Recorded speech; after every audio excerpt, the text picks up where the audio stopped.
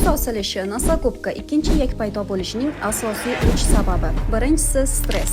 Siz qancha asabiylashsangiz, organizmda yad gormon bo'lgan kortizol haddan ziyod ko'p ishlab chiqaradi. Oqibatda nafaqat ushbu muammolarni, balki organlarda ham jiddiy kasalliklarga sabab bo'ladi. Bu haqida alohida to'xtalamiz. Ikkinchi sabab yelkamizni noto'g'ri tutishimiz. Ushbu holat boshdagi qon va limfa tizimiga salbiy ta'sir ko'rsatadi. Iyak va bo'yin mushaklarini zaiflashtiradi. O'zingizga bo'lgan ishonchni ham so'ndiradi.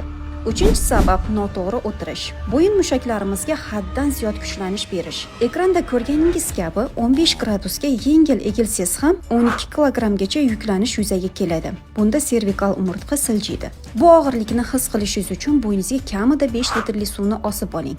Qanchalik mashaqqatli-a? 45 gradusga egilsak, kuchlanish 22 kilogrammni tashkil etadi. 60 gradusda esa 27 kilogramm. Tasavvur qilyapsizmi? Biz telefondan foydalanayotganimizda yoki tarmoqda o'tirganimizda his qilishimiz uchun 4-5 litrli suvni bo'ynimizga osib olgandek yuklanish yuzaga keladi. Mana shundagina bo'yin umurtqalarimizga qanchalik nagruzka berayotganimizni anglaymiz. Bu holat keyinchalik jiddiy kasalliklarga olib keladi. Shunday ekan, ushbu muammolarni bartaraf etishni istasangiz, kommentariyada Asanka so'zini yozib qoldiring va biz sizga yechim yuboramiz.